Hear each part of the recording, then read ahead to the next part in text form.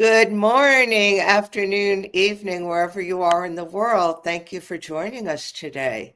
And I'm going to start with a really quick scenario that I want you to think about. You're an author. You've just finished your book. It's published.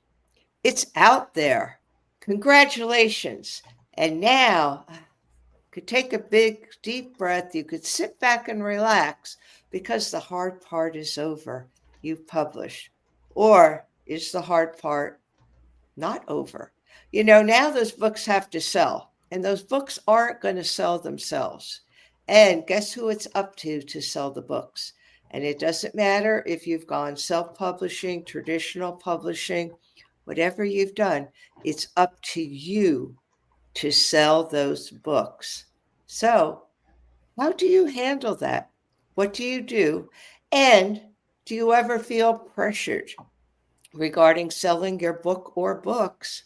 Or have you been pressured in the past? So, I'm going to go around. And Stephanie, I'm going to go to you first, Steph. Introduce yourself and then give us your thoughts, your insights, because we're all published authors.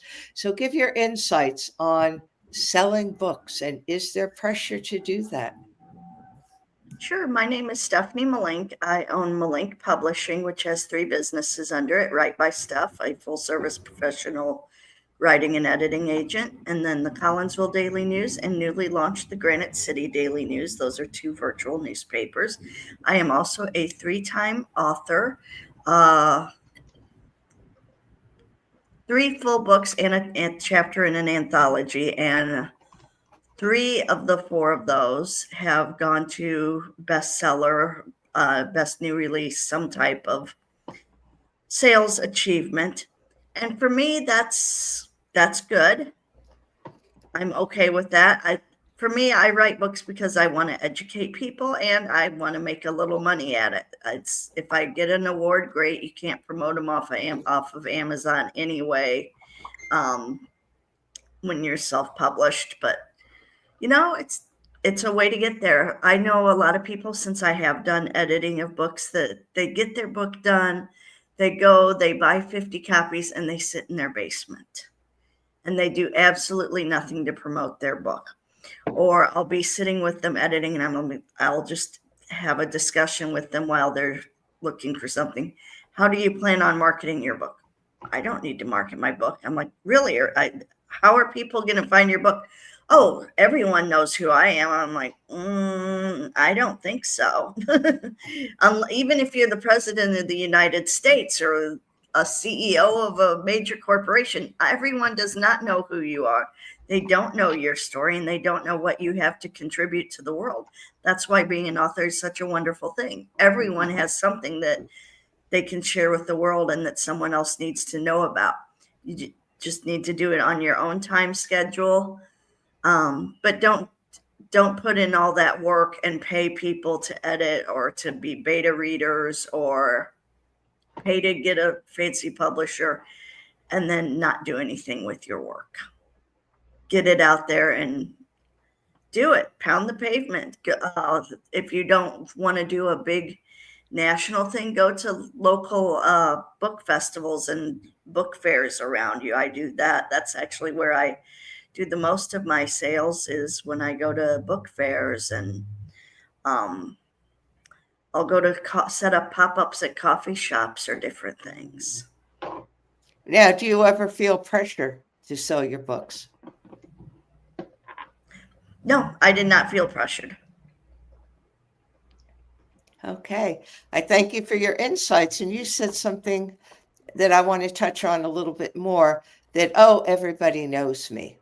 Well, like you said, everybody doesn't know you unless you're a celebrity, unless you're a famous author that has published books that stay on the number one bestsellers list, that stay on the New York Times bestsellers list. Not everybody knows you. And the way for people to get to know you is through social media, through in-person events, through word of mouth, any of those things, even through your workplace. And to me, that takes effort, and you need the consistency. because once you're not consistent, even with celebrities, people know them, but if they're off the screen for any length of time, they have to make a comeback. Everybody then moves on to somebody else. So I appreciate that you said that about, somebody saying, "Oh, everybody knows me, my book is out there." No, that's not the case. You still have to do the work to get your book known. And how much work you do really depends on how you really want to sell that book, how well you want the book to do, and how many people you want to get the message. So, with that, I'm going to go to Tiffany. Hi, good morning. Thank you, everyone, for joining us this morning. This is a really, really great question. Again, I'm Tiffany Williams Parra. I am the editor in chief of Phoenix Fitness Fanatics magazine. I am the 10-time author, a 10-time best-selling author, mostly anthologies. I have 5 anthologies as a visionary author as well. To tell you the truth, with the reason why I write books and why I inspire people to write books is to really get their stories out there so they can inspire and really change lives. In the anthology realm, I will say that I have seen so many people transform in sharing their story. I mean, that sometimes can be such a load off your shoulder and just a release, from just your energy, because you might be holding on to something that you really do need to release that other people need to see. When it comes to the book sales, to tell you the truth, I honestly give away a lot of books because I really want to inspire my community, and I want to inspire, the young people out here to continue to write and continue to share their gifts, because people aren't doing that anymore. They're not being inspired. They're doing this all the time, and they're so disengaged. So I feel that there's really no pressure in selling the books for me personally. I have talked to some of my co-authors, and yeah, they are under a bit of pressure because they really want to put that book out there so much to share that they, have accomplishments, and they want to make some money. Everybody wants to make some money off of, their accomplishment, that what they put out there. But I will tell you, you will not get rich on a book unless you are, a huge, you've been on that best-selling author, status on. Take a deep breath, get your works out there, and just inspire and encourage people, because that's what it's all about. So there's really Yeah. no pressure, Teresa, in selling books. Again, I just like to give them away. Sometimes they're also a really good business card, because when you're sharing your story and you're sharing some of, your talent, skills, and abilities in your stories, people look at that and they're like, hey, I'm a coach. I am a coach in so many ways. So when you're reading my story and you're reading about the things that I have overcome, you may want to come to me because I'm the authority in that particular, realm, right? So that's to me how you will monetize on books, is by really showing your gifts in the books and letting people come to you. Share your books. Thank you so much. That's so insightful. And I'm going to come a little bit from the other end. So far, 2 of my panelists, authors, published authors, have said they don't feel any pressure to sell books. Well, I can't say that I feel a lot of pressure, but I'm also sending book proposals to traditional publishers, traditional publishing houses. And it is up to what they want to know from you when you're sending a proposal or you're looking for an agent, a book agent, is how are you going to sell the book? That's what they ask you. That's what's important. I hate to say it. Of course, it's important what your message is going to be, what you're going to write about, how your writing is, how you're expressing yourself. But the second thing they first look at your overview. of your book proposal. Okay. What are you going to talk about? Is there an audience for that book? And how do you see yourself fitting in? Because we all do. I mean, there's hundreds of people that do what we do. It's when we're writing for traditional publishing, we just have to get that little niche of what are we doing that's maybe a little bit different, maybe a little bit of a twist on something, or I'm saying something in a way that maybe it catches somebody's eye a little bit more than the way somebody else is saying it. So that's the first thing. The second thing they look at is your author's platform. And you have to give an author's platform. And they're not telling you that you have to have X amount of followers, you have to have this. What they're looking for is people that are or I should say authors that are motivated to do the work to be able to sell the book. And that means you have to get the word out. So getting the word out means, okay, you could talk about it at your job, in-person events like Stephanie mentioned, also social media and the consistency of how often are you going to post, how are you going to do this, how are you going to attract the audience, and kind of what do you believe your niche audience is. So I think with that said, that's where the pressure comes in, because we all know, like you said, unless you're really a best-selling author, and that's not the best-selling author campaigns that we all do through Amazon and everything. That's actual book sales, readership, and longevity of the book on a platform such as Amazon, Barnes and Noble, Hay House, Penguin, any of those. That's what is the longevity. So, with that said, I'm going to go to Jacqueline and get her insight and feelings about things. Am I alone in feeling some of the pressure, or is anybody going to join me? Jacqueline. No, you are not. No, you're not alone. I think that yes, there is sometimes a pressure. So first, I'm Jacqueline LL, which stands for Lulu Brown, and I'm a best-selling co-author and a senior editor, transformational speaker, coach, and a progressive pastor. And books, believe it or not, become very important when you're in any type of community work, faith-based work, and when you're a teacher. And so as a retired, which is totally different, as a retired global technology executive, now founder of Revolution Ascension and the Ascend Her Academy, which empowers women to embrace their divine feminine leadership, heal through purpose, and to rise into prosperity, authenticity, and their next dimension of living. So, having said that, from the perspective of teaching, coaching, ministerial counseling, and pastoring. Sometimes having your books not just published, but actually on that path that it is continuously year after year, no matter how many years it's been since you have published, it's sometimes important that it is on a continuous sales cycle.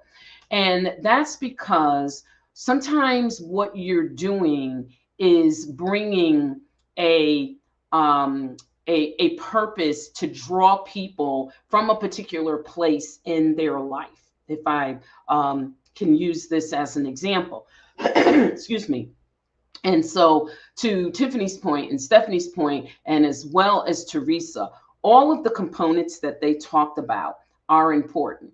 And people will push their sales for different reasons. If you are really using your book for, let's say, your calling card and speaking, you may utilize just giving it out or not pushing the sales so much. You may be also doing a lot of readings. It all depends on what is your strategy and your goal. So the first thing I would say is that before you decide whether it's important to sell it or not important to sell it to make money, What is your strategy? What's the bigger picture of why you wrote the book to begin with? And this is for anthologies and everything else. And then when it is important, when it's part of your agenda, no one knows that but you, when it's important for you to sell your book, I'm going to sort of tap into what Teresa said. You know that your book carries a purpose, and every copy is really a tool for transformation, for healing, for education. So you have to know, is selling that book, is that going to expand your impact? Because you may be selling it not necessarily, oh God, I need to make X amount of money, but you may be selling it to increase your impact. And then there could be building legacy. Maybe selling your book ensures that your message reaches beyond your friends and your family. And then let's go to that part of the return on your investment, your resources, the emotion. And, selling honors your labor. When you say, you know what, I'm going to get out here and I'm going to sell this and I'm going to make sure that it does well, you're honoring your labor. And then listen, sold books opens doors.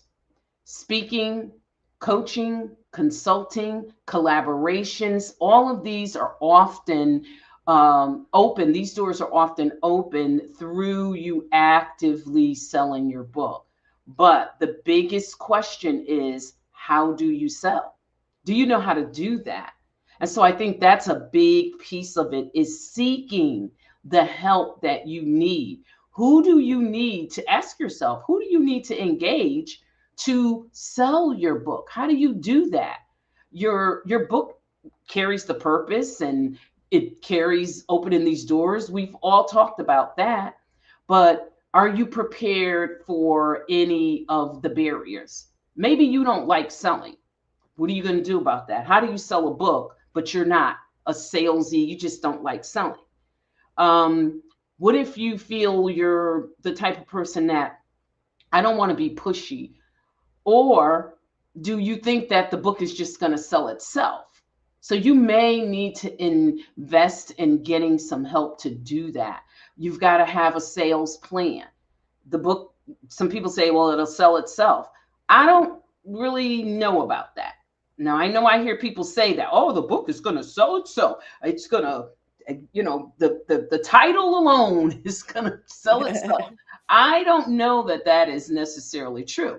So I just want you to think about how you're going to sell it. Not so much, am I going to sell it? Do I have to sell it? How? Because when you dig into the how, when you start a sales strategy, when you learn your audience, who's reading the book, who's the book for, when you define, you have a plan to define your offers, paperback, ebooks, signed copies. Are you going to go and do readings? Are you going to do bundles with a workbook? And how much of that do you want to do? What's your strategy? Are you going to have simple things like QR codes, table displays? Are you going to do Amazon? Are you going to do PayPal? These are all questions to ask yourself. Are you going to do this through partnerships? I may partner with Tiffany, and I may say, Tiffany, I'm going to be doing this at this event. Would you bring your book? And the two of us are going to go into Barnes and Noble. And people are going to have an opportunity that I'll be set up here, you'll be set up there. And, people can we're going to have a book fair in a bookstore. Partnerships, think about that. Email lists, do you even have one to announce it? Sales funnels. There's so many things. And I think what we want to do today is just give you all the perspectives. So Teresa, hopefully I've kind of, because I was thinking of teetering towards both sides of it. So hopefully I've helped answer that, because I think all of that is important. And the biggest thing is the why, the strategy, and the how. Yeah. And what you touched on was what I was going to talk about next, is actually a book proposal. I know Yep. a lot of people say, oh, well, I'm publishing myself. I don't need a book proposal because a book proposal traditionally was to go to a publisher. Hmm. And it takes a while to do that. But I really believe, and I've done a couple book proposals already, and trust me, they're not easy, but once you actually get the hang of it, they become very interesting and they become a major tool for you because it tells you when you do a book proposal, it's telling you how you intend to sell that book. Do you, like you said, do you need help? Some people get marketers. If you're not a salesperson, I'm not a salesperson. When I first published my book, Heal Your Heart from Within, I was working a long time in a private cardiology practice, and I do the holistic cardiology piece in that practice. And boom, I sold almost 2,000 books as soon as the book came out because the practice bought the book for their patients. And our practice had about 2,000 patients, at least, maybe more. So right away, my sales went right up, and I didn't have to do anything because the practice said this is essential. Every patient that comes in, and this also was right after 2020. So there was a big need for people to have resources, and we gave them that. And people loved getting the free book because the practice paid for it. They loved it. Most of them read it cover to cover. And for me, it was very simple. I didn't have to do a thing. Well, after that, the sales went down. So yeah, after that, I did have to do something, but I figured out I'm not really good at it. But if I could market myself a lot through social media, through posts, through giving people bits and pieces of the information of the book, that's how I could help my sales. So that's really what the book proposal taught me, because no, I didn't do a book proposal or an outline when I first wrote and published my book. I just knew what I wanted to say because it had been percolating for 20 years at that point. But I never felt that the time was right to really get out there with that information. That wasn't the traditional, it was a combination of traditional Western and Eastern medicine philosophy and all.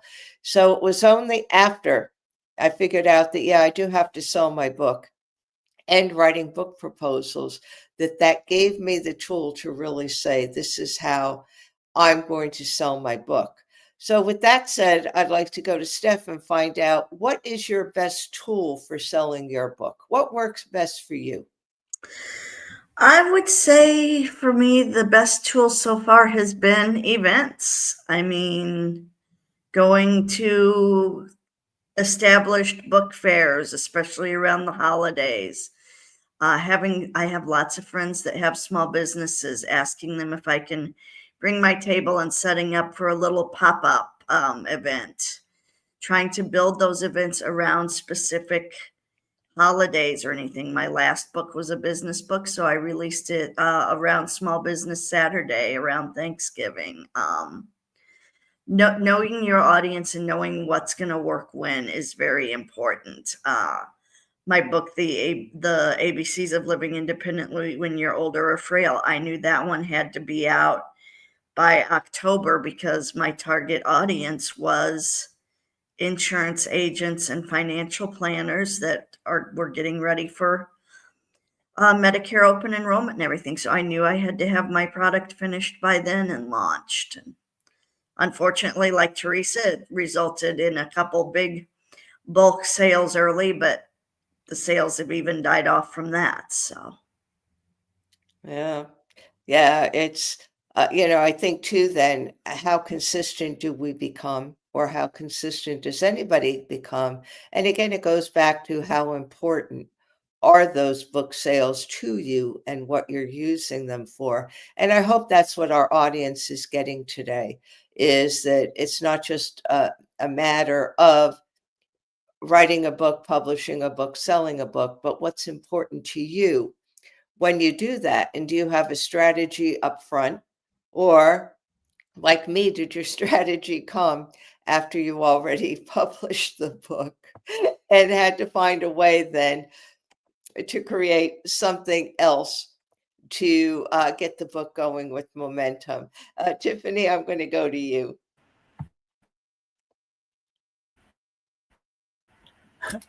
I honestly love events. I love events because I just love getting in people's faces. So I love going and doing pop-ups. You can really help to elevate other businesses as well. So partnering with a coffee shop, partnering with, a local bookstore, uh, bookstores aren't, a lot of them aren't doing really well, especially, some of these local owned books out there, because people are going to get excited when you get there, and you work with them to have them help you to be the star, right? And they really just make a big deal out of it. I've had a few really awesome events that way. I'm even working with the woman that does my braids right now because she has an amazing little location, and she wants to do a book club. So even partnering with people that want to do book clubs and saying, okay, I'm going to sell my book at, even a discounted rate for the book club, and you get your book out there as well. So there's so many really creative ways that you can sell your books. And again, I love events. I love, vendor events, because I also get to take some of my other stuff out there too and kind of showcase. So I make it a big deal. Thank you so much for that. Thank you. I've been doing a little bit work with our library, and actually, I did do a talk at our public library, and I gave them a copy of the book. So they have a copy there. And what I've done is it's not a sale, but I've gone back periodically, and because they keep track of who borrows the books, I was able to see that there was quite a bit of interest in it, and people were borrowing the book and returning it. So that made me also feel good that I was able to do something that wasn't getting me any sales, wasn't going to really show up in certain analytics.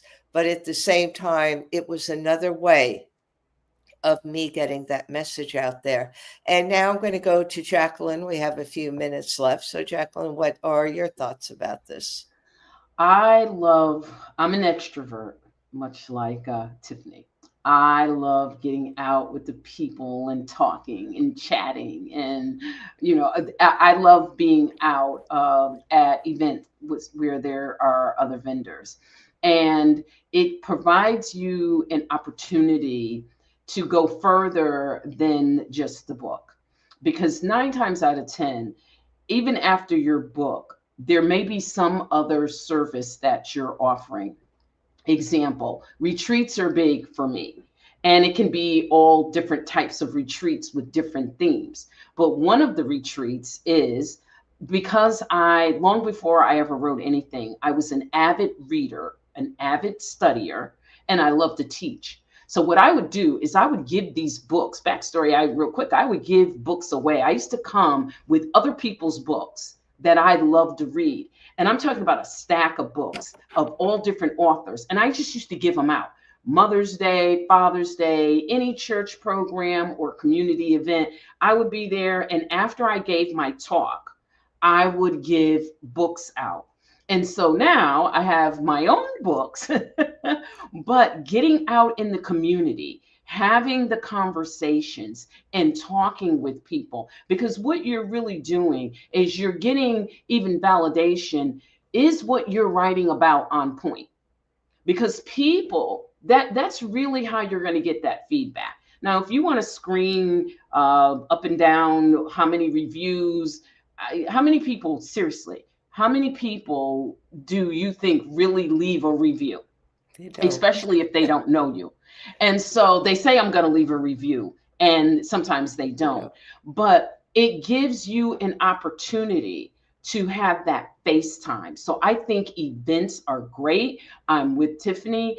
and if the holidays are coming up. But I would also say go into the malls, go into your bookstores, those little boutiques, and just ask them, hey, can I come in on a day? And you can just be sitting there, and as you see people coming into the store, ask the person, that the owner, when I see the store get really busy, can I start just reading?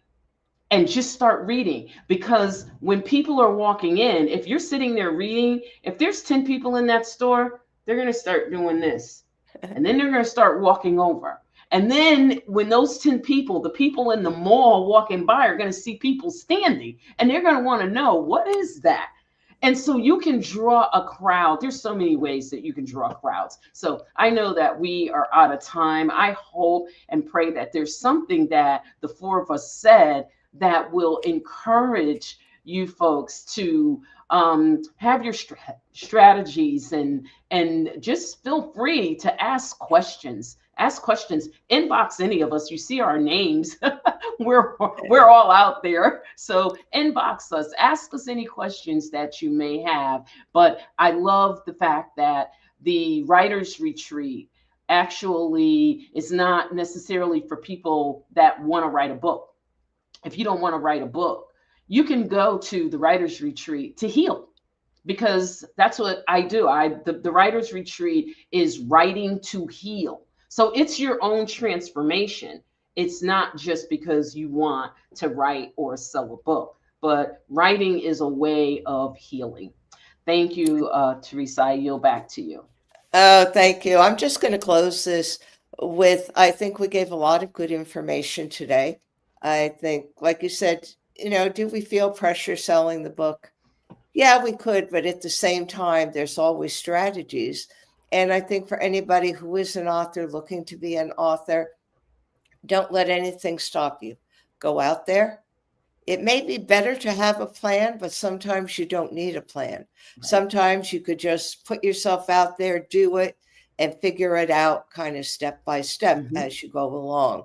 Yep. So I hope everybody enjoyed this conversation. Maybe at a later point, we could actually do a little bit more with this confirmation, with this topic. Yes. So until next week, I thank everybody for being here. I thank all our subscribers to the Own It and the Phoenix Fitness magazine. I thank everybody who's watching. We appreciate you all. And I say, go be an author, go do it. Thank you so much for joining us today.